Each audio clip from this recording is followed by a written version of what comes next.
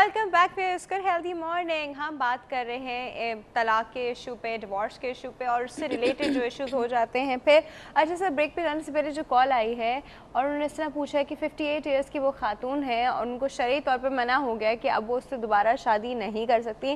Probably one of the reason is کہ 58 years کی age میں ان سے کوئی اور شادی نہیں کرے گا اور حلالہ پلان کر کے نہیں کرنا چاہیے. دیٹ از دا ریزن کہ حلالہ وہ نہیں کر سکتی ہیں تو وہ واپس اس شوہر کے پاس واپس نہیں جا سکتی ہیں. یہ ایک ریزن ہو سکتا ہے.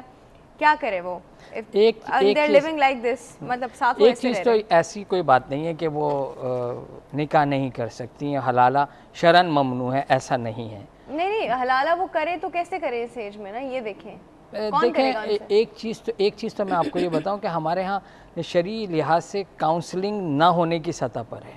عام طور پر مسئلہ میرا ہے, پوچھنے کے لیے کوئی اور جاتا ہے, ان ریٹرن بھی نہیں لیا جاتا.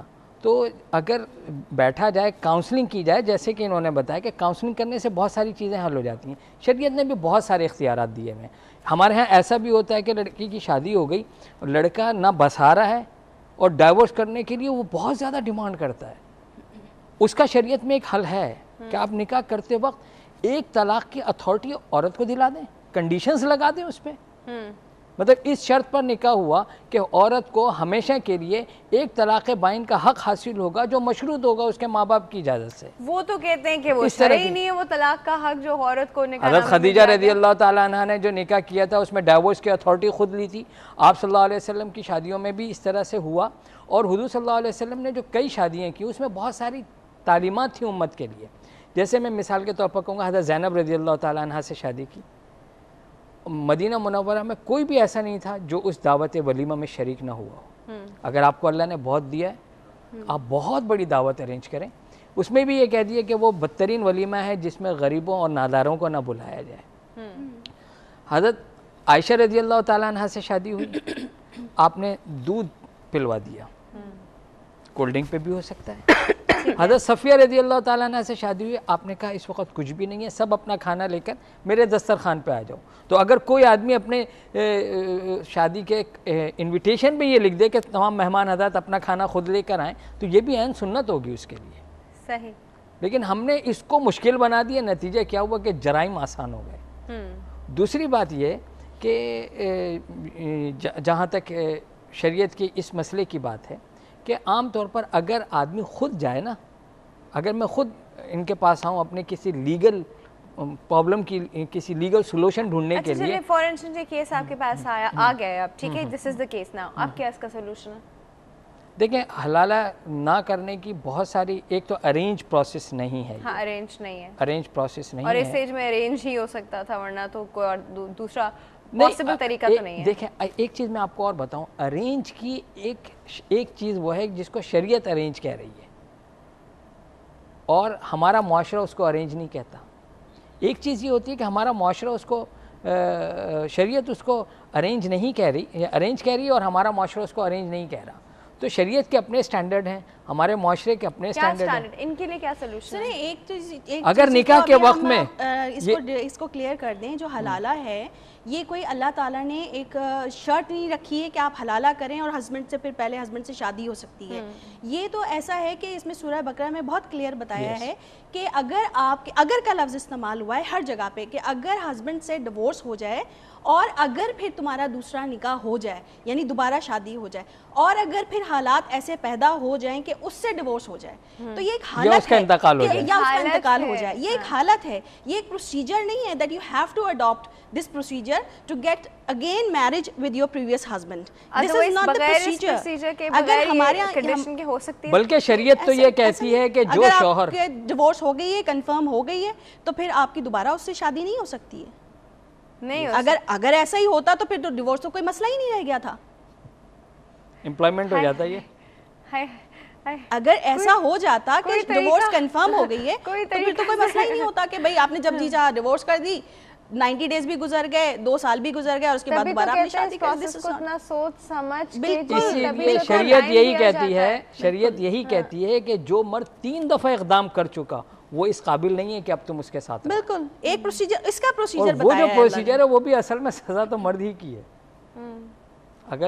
اگر وہ عورت پھر بھی بضد ہے اسی کے پاس جانے کے لیے تو اس کے لیے یہ بتا دیا، کیونکہ یہ ایک واقعہ تھا، ایک خاتون کا نکاح ہوا، حضور صلی اللہ علیہ وسلم کے پاس وہ آئیں کہ میرا عبداللہ ابن جبیر سے دوبارہ نکاح ہوا، میں فلاں کے پاس تھی، فلاں کی بیوی تھی، انہوں نے مجھے ڈیورس کر دی تھی، میں عبداللہ ابن جبیر کے پاس آ گئی، اور عبداللہ ابن جبیر جو ہیں یہ میڈیکلی جو ہے وہ میل نہیں تھے، تو کیا میں واپس ان کے پاس جا سکتی ہوں؟ تو آپ صلی اللہ علیہ وسلم نے منع فرما دیا۔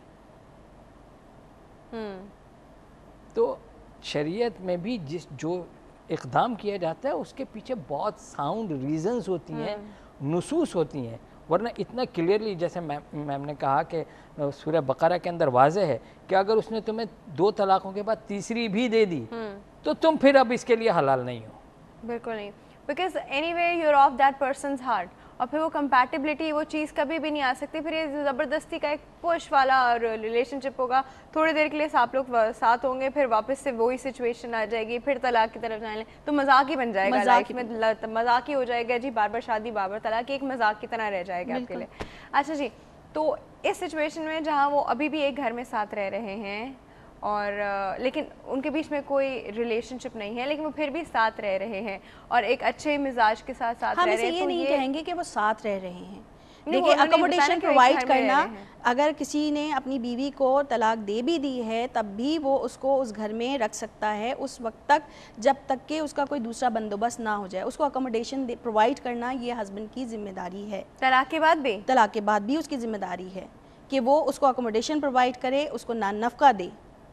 یہ آتا ہے دوران عدت، شریعت میں تو دوران عدت ہے، احسن سلوک میں آتا ہے یہ، اور یہ اسی لیے کہا گیا ہے کہ یہ اپنے ایک دوسرے پر احسان کرو، یہ اس احسان میں آتا ہے کہ آپ اس کو ایک اکوموڈیشن بھی پرووائڈ کر دیں۔ اگر یہ کہہ رہے ہیں کہ اسی مکان میں لیکن ایک سیپریٹ پورشن میں وہ رہ رہی ہیں اور ان کا دونوں کا کوئی ہسبینڈ وائف والا ریلیشن شپ نہیں ہے، تو وہ بچوں کی خاطر اگر اسی پورشن میں رہ رہی ہیں تو اس میں کوئی حرج نہیں ہے، شریعت بھی ان کو نہیں روک رہی، اکوموڈیشن ان کو اگر ریلیشن ایسا نہیں ہے تو شریعت بھی ان کو نہیں روک رہی۔ یہ تو دس از ویری مچ کلیئر کہ ان کا اس نے ایک اکوموڈیشن اس کو پرووائڈ کر دی ہے بچوں کی وجہ سے، ٹھیک ہے، تو یہ تو ایک اس نے احسان کیا ہے، ایک اس نے سلوک ہوتا ہے۔ دیکھیں طلاق دینے کا مطلب یہ نہیں ہے کہ آپ اس کے ساتھ ظلم و زیادتی شروع کر دیں، بعض لوگ تو یہ بھی کرتے ہیں۔ طلاق تو یہ ہے کہ آپ کی کوئی میوچل انڈرسٹینڈنگ نہیں ہو سکی یا کسی پرٹیکولر ریزن کی وجہ سے آپ لوگ ایک ہسبینڈ وائف کی حیثیت میں نہیں رہ سکتے، تو آپ ایک دوسرے کو بہتر ہے کہ ذلیل کر کے ایک دوسرے کے ساتھ رہیں، بے عزت کر کے ایک دوسرے کے ساتھ رہیں، آپ عزت سے ایک دوسرے کو چھوڑ دیں اور اس کے بعد بھی ان کی عزتوں کا خیال رکھیں۔ تو یہ اگر ایک طریقہ ہے کہ اگر انہوں نے کوئی بلکہ یہاں پر کیا ہوا اس کیس میں جو I'm so sorry میں آپ کی بات انٹرپٹ کر رہی ہوں، کہ طلاق کے بعد اس آدمی سے آپ کا زیادہ پردہ ہوتا ہے؟ نہیں، ایسی کوئی بات نہیں، اس آدمی سے نہیں، ہر آدمی سے پردہ جو ہے اس آدمی سے بھی ہوگا، جو بھی نامحرم ہے اس سے وہی پردہ ہے، جیسے ہمارے یہاں منگیتر سے لازمی پردہ ہوتا ہے، باقی آپ یہاں پر میں ایک بات کہوں کہ دیکھیں اس کیس میں پرٹیکولرلی جو ہمارے کالر تھے، اس کیس میں کیا ہوا، میاں بیوی الگ ہو گئے، میاں بیوی الگ ہو گئے، لیکن بہت اچھا یہ ہوا کہ بچوں کے ماں باپ الگ نہیں ہوئے۔ تو ہمیں تو اس کو اپریشیٹ کرنا چاہیے کہ اس نے اپنے بچوں سے ماں نہیں چھینی اور اس عورت نے اپنے بچوں سے باپ نہیں چھینا، اور وہ الگ رہ رہے ہیں، تو اس کو ہم ایک ساتھ رہنا نہیں کہیں گے۔ جب ان کے درمیان ایسے ریلیشن نہیں ہے تو ہم اس کو ایک ساتھ رہنا نہیں کہیں گے۔ میم طلاق کے بعد بچے کس کی کسٹڈی میں آنے چاہیے؟ بچے کس کے ہوتے ہیں طلاق کے بعد؟ بچے جو ہے نا وہ دونوں کے ہوتے ہیں۔ نہیں نا، تو ایسا نہیں ہو پاتا نا۔ نہیں دیکھیں ایک چیز، یہ تو ایک ہو پانا ایک الگ چیز ہے، لیکن آپ نے پوچھا کہ کس کے ہوتے ہیں، دو چیزیں ہیں۔ قانونی چیز جو ہے نا وہ یہی ہے کہ اگر بچہ چھوٹا ہے، مائنر ہے، انفینٹ بیبی ہے، تو وہ تو obviously ماں کے پاس رہے گا، ٹھیک ہے نا، یہ تو پھر بچے کے ساتھ زیادتی ہے، بچے کے ساتھ زیادتی ہوگی کہ اگر انفینٹ بچے کو آپ ماں کے ساتھ نہیں رکھیں۔ پھر اس کے بعد یہ لیکن ان دا مین وائل آپ باپ سے ملاتے رہیں گے، بالکل، یہ نہیں میں نے آپ سے کہا نا کہ بچہ دونوں کا ہے، بچے سے نہیں ملوگے، ایسا کچھ نہیں، بالکل نہیں، بالکل بھی نہیں ہے۔ آپ کسی کو نہ باپ ماں کے اوپر پابندی لگا سکتا ہے کہ وہ بچے سے نہ ملے، نہ ماں باپ کے اوپر پابندی، کیونکہ یہ ماں اور باپ کا رائٹ نہیں ہے، this is the right of the child, کہ اس کو باپ بھی چاہیے، اس کو ماں بھی چاہیے۔ تو آپ دونوں سے میٹنگ کراتے رہیں، بچہ جس کے پاس بھی رہے، یہ اکارڈنگ ٹو سرکمسٹانسز دیکھا جاتا ہے۔ اگر کورٹ میں میٹر آتا ہے تو اس میں کورٹ یہی دیکھتی ہے کہ اگر وہ ماں کے ساتھ رہے گا تو اس کو کیا حالات ہیں، وہاں پہ کس طرح رکھا جا رہا ہے، اس کی تربیت کیسی ہو رہی ہے، اگر جب بڑا ہو جاتا ہے بچہ، اس کی ایجوکیشن صحیح ہو رہی ہے، اس کو اچھا ماحول مل رہا ہے، یا باپ کے گھر میں اس کو بہتر ماحول ہو رہا ہے، تو اگر سرکمسٹانسز جس کے فیور میں بھی شادی کر رہی ہوتی ہے نا اس چیز میں، تو بچہ اس سے لے لیا جاتا ہے؟ نہیں، بچہ عام لوگ لے لیتے ہوں گے لیکن کورٹ ایسا نہیں کرتی ہے. اگر بیٹی ہوتی ہے اور اگر ماں دوسری شادی کر رہی ہے تو پھر بیٹی کی صورت میں تھوڑا سا پرابلم آ جاتا ہے کہ اس کے لیے چونکہ وہ جو باپ ہوگا وہ ایک نامحرم ہے, اس صورت میں پرابلم آ جاتی ہے, تو بیٹی کی کسٹڈی موسٹلی باپ کو دے دی جاتی ہے ایسی صورت میں. ادروائز تو یہ ہے کہ اگر بیٹا ہی ہے تو پھر وہ یہی دیکھا جاتا ہے کہ جو آنے والا باپ ہے, نیا باپ ہے, وہ کس اسٹیٹس کا ہے, پلس کس سوسائٹی سے تعلق رکھتا ہے, ایکسیپٹ کر رہا ہے کہ نہیں کر رہا ہے. پھر لیکن اس کے باوجود میٹنگز جو ہیں وہ اس کے ریئل فادر سے اس کی میٹنگ کنٹینیو رکھے گی. میں یہاں یہ کہوں گا کہ اگر بیٹی بھی ہوتی ہے تو شرعاً تو وہ محرم ہی ہوتی ہے. قرآن کریم میں سورہ نساء کی 4 سپارے کی جو آخری آیت ہے اس میں یہ کہ اگر بیوی کوئی بیٹی لے کر آئی ہے جو اسی بیوی کی ہی ہے, اسی کی رحم سے پیدا ہوئی ہے, تو وہ اپنے اس نئے شوہر کے لیے محرم بن جائے گی ہمیشہ کے لیے.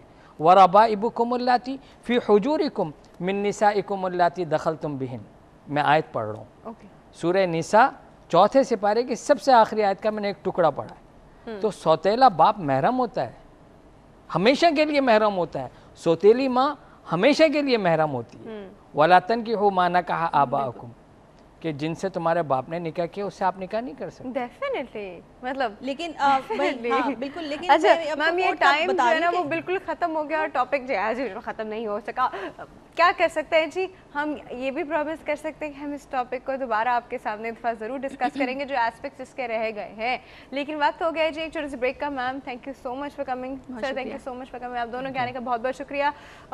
بہت ہم لوگ کے کافی سارے کانسیپٹس جو ہیں وہ صحیح ہوتے ہیں جب ہم 2 انٹلیکٹ لوگوں کو ساتھ بٹھا کے ان پہ واقعی میں اس چیز پہ ڈسکشن کریں. تو بہت زیادہ مسکنسیپشن ہمارے معاشرے میں ضرور ہے اس چیز سے ریلیٹڈ, لیکن ایک بار آپ کسی عالم سے, کسی ایسے انسان سے جس کو اس کی کمپلیٹ نالج ہے ضرور پوچھا کریں بفور میکنگ اے ڈیسیژن. اچھا جی وقت ہو گیا ایک چھوٹے سے بریک کا. بریک کے بعد ہم بیسٹ 5 کے سیگمنٹ کے ساتھ آپ کے سامنے حاضر ہوں گے. Stay tuned.